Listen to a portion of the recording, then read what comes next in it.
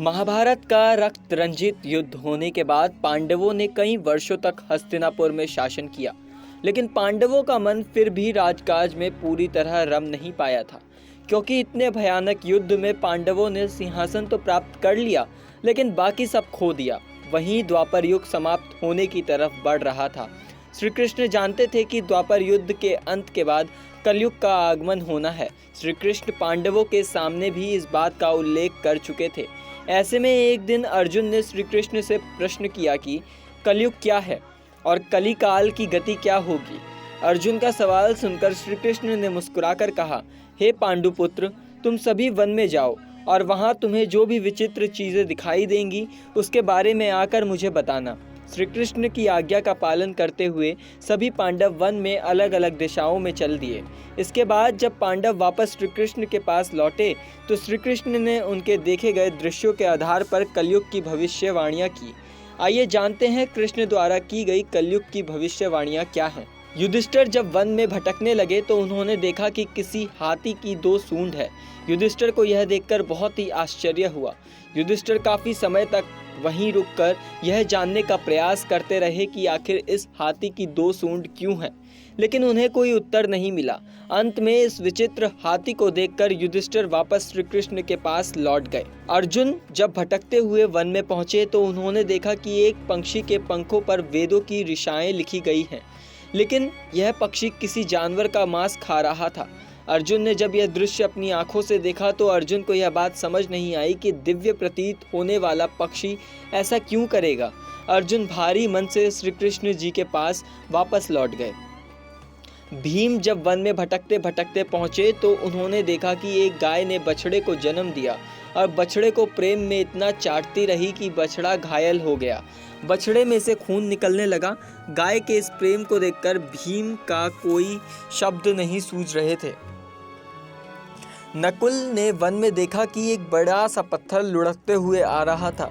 इस बड़े पत्थर ने रास्ते में पड़ने वाले सभी पेड़ पौधों को गिरा दिया। इस पत्थर को मजबूत दिखने वाले पेड़ भी नहीं रोक पाए, लेकिन इस जैसे ही यह एक शिला एक छोटे से पौधे के पास पहुंची, उस पौधे का स्पर्श पाते ही यह पत्थर वहीं पर रुक गया। नकुल ने यह दृश्य देखा और इसे बताने के लिए श्री कृष्ण के पास आ गए।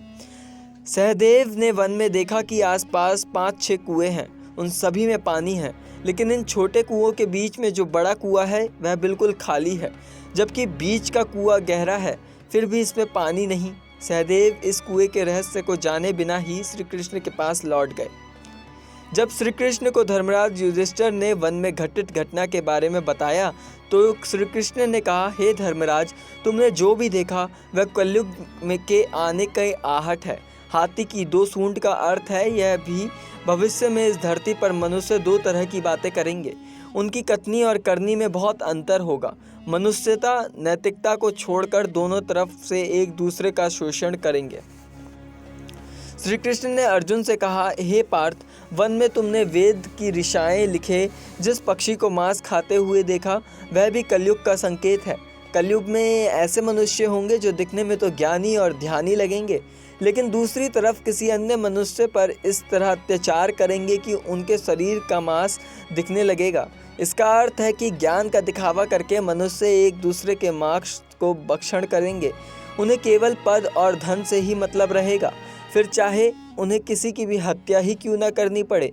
कलयुग में मनुष्य का अहंकार उनके घरों से भी बड़ा होगा। श्री कृष्ण ने भीम से कहा, भीम, जिस तरह तुमने गाय को अपने बछड़े को वात्सल्य में चाट कर घायल करते हुए देखा, उसी तरह कलयुग में माता पिता अपने बच्चों के मोह में इतने अंधे हो जाएंगे कि उनकी सही और गलत में भी ज्ञान भी उन्हें नहीं होगा। अंधे प्रेम में डूबकर माता पिता तब तक बच्चों को प्यार करते रहेंगे जब तक उनकी अहित न कर बैठे। कलयुग में अपने बच्चों को बिगाड़ने की जिम्मेदारी सबसे बड़ी माँ बाप की होगी। श्री कृष्ण ने नकुल से कहा कि कलयुग में ऐसा समय आएगा जब मनुष्य का पतन इतनी तेज़ी से होगा कि अपने संपर्क में आने वाले बड़े और मजबूत दिखने वाले मनुष्य को भी वह पतन की ओर ले जाएगा, लेकिन एक छोटा सा पौधा यानी हरि नाम उस मनुष्य का पतन को रोकेगा। इसीलिए कलयुग में हरि नाम जपने से मनुष्य धर्म मार्ग पर टिका रह पाएगा।